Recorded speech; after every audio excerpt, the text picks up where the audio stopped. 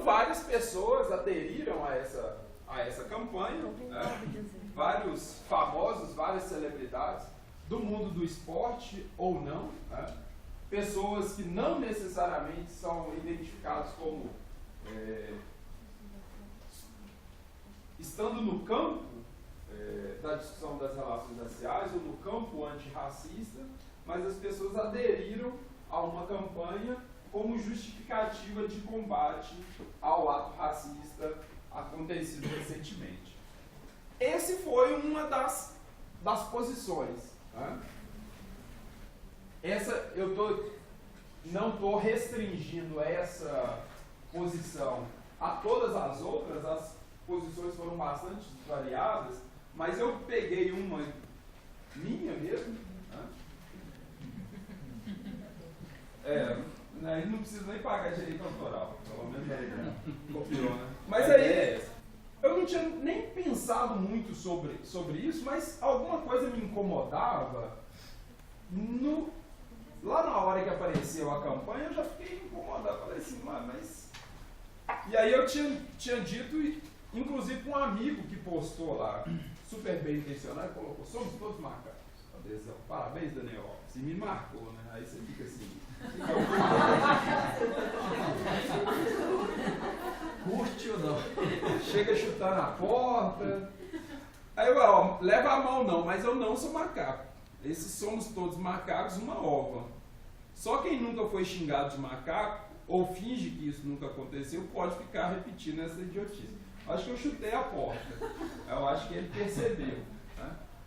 Mas essa posição, que não é representativa também, mas ela está, de certa forma, alinhada a outras posições que se seguiram, né? Das pessoas dizendo, ó, essa ideia de somos todos macacos é uma bobagem, né? Mas, nitidamente, portanto, é possível identificar um conflito tanto de interpretação sobre o próprio racismo, se é ou não, se é apenas uma falta de gentileza urbana, uma brincadeira, um equívoco, mas também das formas de combater esse ato. Eu quis pegar a definição de conflito, né, para a gente tentar distinguir conflito de violência e tentar mostrar por que, esses dois movimentos, pelo menos, eles podem ser entendidos como conflito. Esse é um trecho do livro, de um artigo da Alba Zaloar, que chama O Contexto Social e Institucional da Violência, de 99, e ela vai dizer o seguinte, ó: é comum associar-se violência, mero instrumento usado com maior ou menor intensidade, a um estado social permanente e excessivo na sociedade como um todo, ou entre os excluídos, explorados ou dominados.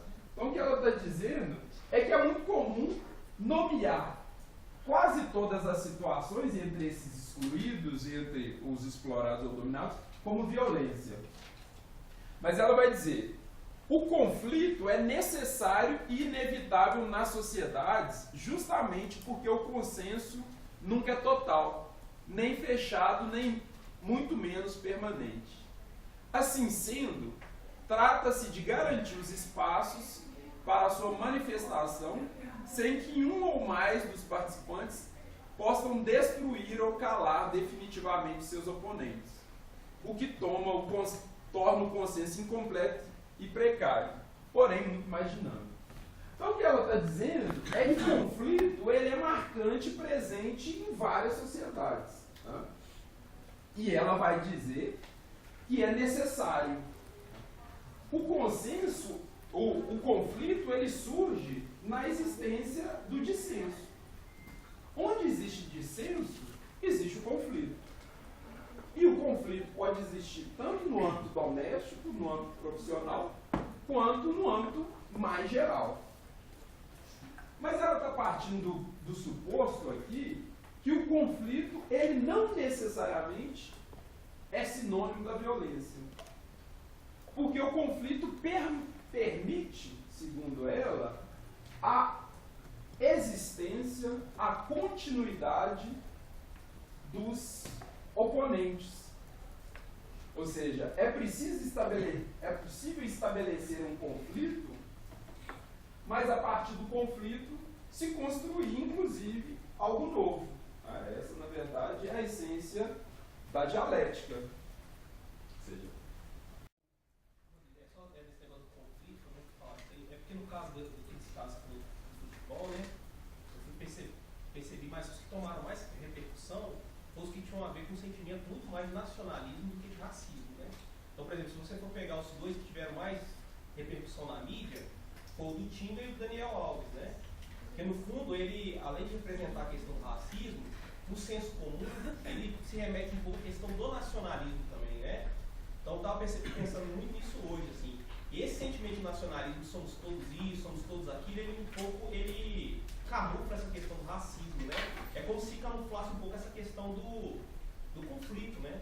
É como se o conflito ficasse menos transparente, vamos dizer assim, nas grandes mídias, por essa questão do nacionalismo, sabe? Por exemplo, aqueles casos que você falou todos ali, por exemplo, o caso do jogador lá em São Paulo, foi muito menos repercutido que o caso do Tinga, por exemplo. O caso do Daniel Alves, porque isso não aconteceu fora do país, aconteceu aqui dentro. Então a mídia, o senso comum, ele não enxerga isso como potencial discussão, porque aí sim está estabelecido um conflito, né? Que é uma torcida dentro do nosso país que está fazendo racismo contra um jogador também do nosso país. Só que quando está fora, parece que eles tentam repercutir isso de uma forma mais ligada ao nacionalismo. Você acha que isso tem a ver ou não? Isso eu tô pensando. Pessoal, na ocasião do acontecido com o Tinga, a referência que eu fazia era que o movimento de consenso, um consenso antirracista, eu estou fazendo isso com toda a ironia, porque eu não defino como movimento antirracista, mas esse consenso ele se constrói numa explicitação também de um conflito. É o conflito nós e eles. Isso. Nós brasileiros, Isso, eles estrangeiros. Eles racistas, nós antirracistas consensuais. Isso. Ou seja, mas há ali a existência do conflito.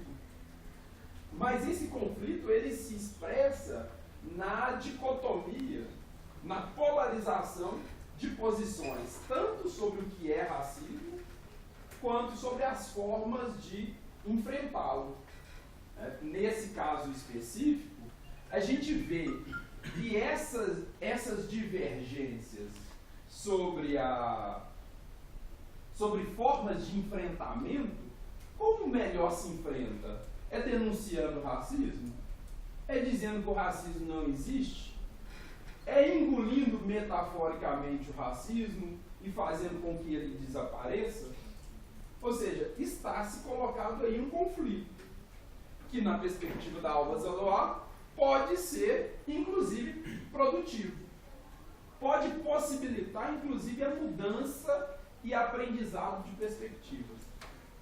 Agora, o grande desafio é dizer assim, mas como que eu lido com isso na rede? Ah, não, então o conflito é positivo e tal, mas qual que é o limite, o limiar entre o conflito e a violência e o racismo? Qual que é o limite entre a expressão de um direito de liberdade de expressão? Não, então eu tenho a liberdade de dizer isso ou de dizer aquilo. E a fronteira entre o racismo e a violência? Então, a própria Alba Zaloar, nesse parágrafo, ela já vai anunciar que o conflito, ele não necessariamente destrói ou cala definitivamente seus oponentes.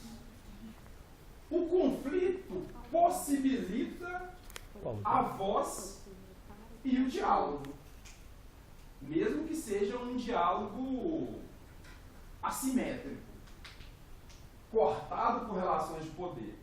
Mas o conflito possibilita isso.